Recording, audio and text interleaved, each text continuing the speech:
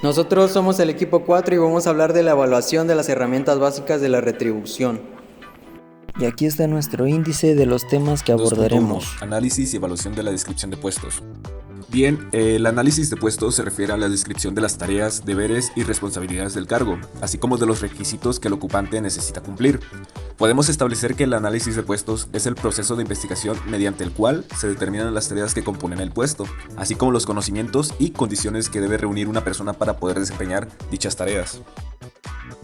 Para cualquier organización es importante que se haga un análisis de puestos, ya que de esta forma pueden darse cuenta de quienes requieren más habilidades o destreza para hacer su labor. Solo así se podría conseguir el objetivo general de la empresa o de la organización. Si no se observan estos resultados, es difícil que el objetivo se cumpla. A continuación vamos a ver unas situaciones donde se necesita o se recomienda el análisis de puestos. En primer lugar tenemos cuando se crea la empresa, se crean nuevos puestos de trabajo. En el segundo lugar tenemos cuando se hacen modificaciones significantes al puesto de trabajo. Y en el último tenemos cuando se actualizan los salarios. Bueno, seguimos con el tema 2.2, que es la evaluación de puestos. Primero pusimos una pequeña definición o de lo que trata la evaluación de puestos. Esto nos dice que es un sistema metodológico para determinar la importancia que reviste cada puesto en relación con los demás dentro de la organización. Esto nos quiere decir que la evaluación de puestos es asignar un valor de peso, sea monetario o a puntos, los puestos de una organización con base en ellos mismos, es decir, de acuerdo con los conocimientos, habilidades, responsabilidades, condiciones de trabajo, esfuerzos y experiencia que se requiere cada uno. Como siguiente tema podemos ver los métodos clásicos de evaluación de puestos. Hay varios métodos de evaluación de puestos, algunos objetivos y otros muy subjetivos, unos cualitativos y otros más cuantitativos. La diferencia entre unos y otros es la complejidad y la confianza que brindan en cuanto a la eficacia y eficiencia de los resultados proporcionados. La elección de uno u otro depende de las características de la organización, tales como su tamaño, giro y actividades necesarias. Como siguiente punto podemos ver aquí un cuadro del método de evaluación de puesto. En primer punto nos dice que es alineamiento o evaluación por serie. Esto consiste en asignar el valor a los puestos con base en el promedio de una serie de ordenamientos por un comité, donde el orden es de acuerdo con las importancias del mismo con los demás puestos de la organización. Como segundo punto cuantitativos tenemos la evaluación por puntos. Este consiste en determinar ciertos factores generales de los puestos. Después se ordenan los puestos asignados cierto número de unidades de valor o puntos a cada uno de los factores. Como tercer punto tenemos la gradación previa o clasificación. Se clasifican los puestos según ciertos grados de trabajo establecidos. Y como último punto tenemos la comparación de factores. Es una combinación del método de alineamientos y el de puntos, donde el valor del puesto se ajusta según lo que determine el comité evaluador. Podemos ver aquí ahorita los objetivos de evaluación de puestos. El primer objetivo es establecer y determinar una equidad interna en la remuneración de una organización. El segundo punto dice que nos permite ser una de las herramientas fundamentales para definir la remuneración fija de un puesto. El tercer punto nos dice analizar detalladamente cada uno de los factores que forman el puesto para asignarles un valor determinado y una remuneración muy adecuada según su puesto. Y el último punto, como nos puede decir, que es establecer un sueldo fijo remunerado con base al estudio de los factores de cada trabajo. Como último punto tenemos el método moderno de evaluaciones de puesto.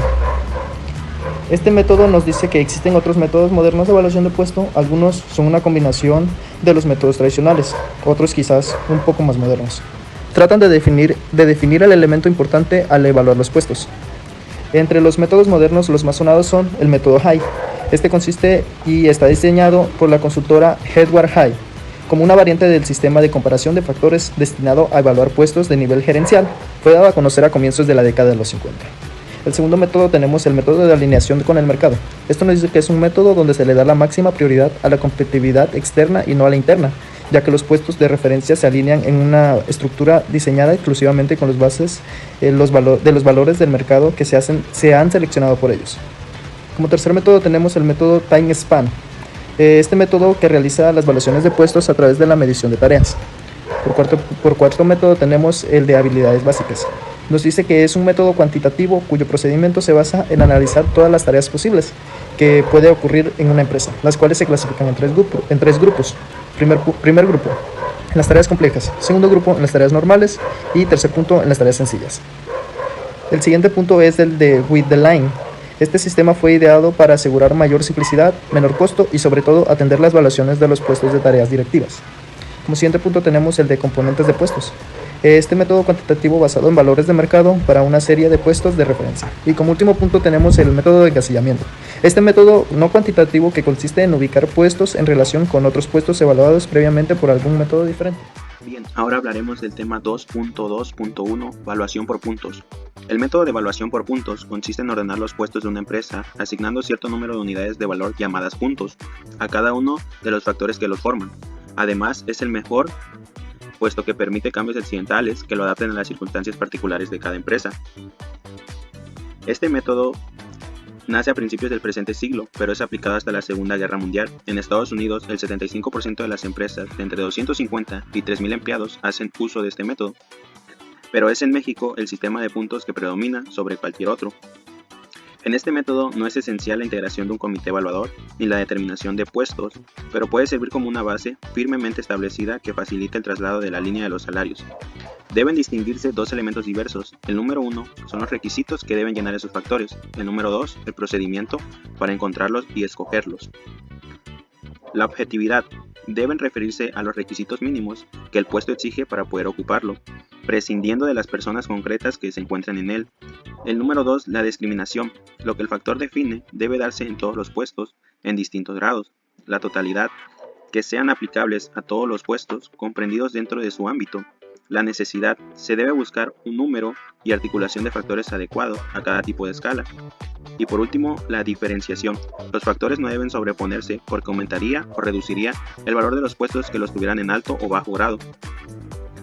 Y a continuación, esto es un pequeño ejemplo, lo que tiene la tabla para la evaluación por puntos, que son los factores. Encontramos lo que es la habilidad, el esfuerzo, responsabilidades, condiciones del trabajo. En habilidad tenemos lo que es la educación, experiencia, iniciativa o ingenio. En esfuerzo, físico, mental y o visual. Responsabilidad en equipos o procesos, material o productos, seguridad de los demás y trabajo de los demás. Condiciones del trabajo y lo que son los riesgos. En la segunda columna se tiene el porcentaje que se le asignará a cada uno de estos factores y lo asignarán de manera deliberada a la empresa. El porcentaje en total, al sumarlo, nos debe dar un 100%. Y después se divide en lo que son primero, segundo, tercero, cuarto y quinto grado, dependiendo de cómo lo maneje la empresa. Como pueden ver, en la tercera columna tenemos un 14, en la cuarta un 28, en la quinta 42, puesto que se van sumando para poder así darle un valor a los grados. Y esto sería todo lo que compone la evaluación por puntos. Hola, buenas tardes. Yo les voy a hablar sobre el subtema 2.2.2, evaluación del desempeño. Definimos la evaluación del desempeño como el sistema que mide de forma objetiva e integral la conducta profesional, las competencias, el rendimiento y la productividad. En definitiva, es cómo es la persona, qué hace y qué logra. La evaluación del desempeño servía en el pasado para comprobar el grado de cumplimiento de las expectativas y los objetivos propuestos a nivel individual. Sin embargo, el concepto y los métodos han variado a lo largo del tiempo para añadir aspectos como las habilidades, aptitudes, relaciones con los compañeros, responsabilidades y cualquier variable relacionada con el desempeño. Es fundamental que la herramienta de evaluación del desempeño mida todos los parámetros profesionales y que esa información sirva para el negocio, ya sea para solucionar conflictos, para mejorar la productividad o para formar al empleado. Y como podemos observar, aquí está un ejemplo del análisis del desempeño. Como se puede ver, ahí miden varios parámetros del personal para ver cuáles aptitudes y cuáles conocimientos tiene esta persona. Y también podemos observar que existen varios tipos de evaluaciones, como por ejemplo la comparación de valoración de competencias con su requerido y la comparación de valoraciones de competencias entre los empleados. Y con estos datos que nosotros organizamos y adquirimos, podemos formar gráficas para poder apreciarlo de mejor forma. Ahora les vamos a hablar sobre la encuesta de salarios de la zona geográfica influenciada. Primero, ¿qué es una encuesta salarial? Una encuesta salarial puede ser un método para contener diversos datos, para sistematizar o para implementar en una empresa, con el fin de conocer precisamente los salarios. Una cosa es común dentro de las empresas, que los colaboradores suelen cambiarse o migrar de una empresa a otra debido a que en dichas empresas les ofrecen menor salario que en la competencia. Y esto es lo que precisamente las empresas quieren evitar. Por eso establecen una estructura salarial para que se sepa cuánto se paga y se oferte para la misma empresa. Por esto mismo se realizan encuestas de salarios. Estas encuestas tienen como fin, pues, que los trabajadores se sientan satisfechos con su trabajo. El número de puestos es importante porque por eso mismo se eligen puestos que sean referenciales al mercado con la estructura salarial de la misma empresa. Para esto, las encuestas tienen como fin que los recursos sean administrados y sean claros para el cliente y también obviamente para el colaborador. Se dividen también con dos formas, que son los reajustes salariales, que están divididos en dos partes, que el reajuste individual consiste en la promoción, los méritos, es decir, los méritos del empleador. El reajuste colectivo también está conformado por el costo de la vida. El establecimiento de franjas salariales pueden ser adecuadas, equitativas, con balance y eficacia, seguro, estimulante y aceptable para los empleados. Cada una de ellas debe de corresponder y debe de ser adecuada conforme al cargo y conforme a la persona, es decir, se debe de sentir cómoda. De esta forma podemos tener en cuenta que estas encuestas sirven para conocer dichos datos. Si no se aplica alguna encuesta, ¿puede ser de vital importancia? Claro, pues cuando se aplica una encuesta se conocen realmente qué es lo que espera obtener el empleado y de qué manera se está beneficiando. Cuando conocemos que estos resultados son negativos podemos hacer reajustes y cuando son positivos podemos seguir dando con retroalimentación y siguiendo beneficios que puedan seguir motivando al empleado y que sea de manera equitativa y justa para todos. Los reajustes se hacen por méritos, por adecuación y por promoción. Cada uno de ellos tiene su eficacia, es seguro, estimulante y también puede ser beneficioso si es que nosotros como empresa pensamos en nuestra gente. Entonces, estos son las encuestas de salarios de la zona geográfica. 2.4. Establecimientos del tabulador de sueldos y salarios. Empezaremos por definición de tabulador. Es un instrumento que fija los niveles máximos y mínimos para remunerar económicamente un puesto de trabajo, así como permitir la flexibilidad a las organizaciones e instituciones para establecer sueldos para sus cargos específicos. El sueldo y el salario es una remuneración recibida por un trabajador, como pago por sus servicios profesionales. Objetivo del tabulador de sueldos: dar a conocer una metodología para la elaboración de una política de sueldos y prestaciones que mantengan la equidad interna y la equidad externa. Equidad interna: los sueldos del trabajador están asignados a la conformidad con su nivel de responsabilidad. Equidad externa: los sueldos se encuentran dentro de los sueldos del mercado. Estos dos factores nos ayudan a lograr la retención de los trabajadores dentro de las organizaciones. Algunas de las diferencias entre sueldo y salario son las siguientes.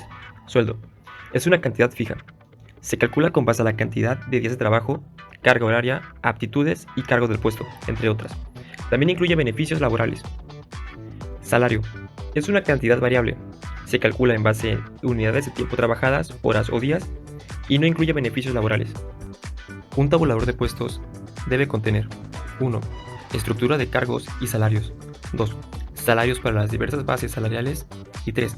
Previsión de reajustes salariales. En esta entran reajustes colectivos por costos de vida y reajustes individuales. Un tabulador debe tener en cuenta los siguientes criterios para ser eficaz. Tiene que ser adecuada, equitativa, balanceada, eficaz en cuanto a sus costos, segura, estimulante y por último aceptable para todos los empleados. Un tabulador de sueldos señala los valores monetarios que deben corresponder a las diferentes categorías de puesto. Hay dos tipos de tabuladores: los rígidos, que marcan el sueldo único para cada categoría, y el flexible, que establece desde un mínimo hasta un máximo para cada una de ellas. Para lograr esto, se recomienda el establecimiento de políticas claras de establecimiento de sueldos y prestaciones a los trabajadores y elaboración de un tabulador de sueldo con las escalas de sueldos o remuneraciones que deben percibir los trabajadores de acuerdo al puesto que desempeña o a la labor que realizan. Eso es todo, amigos.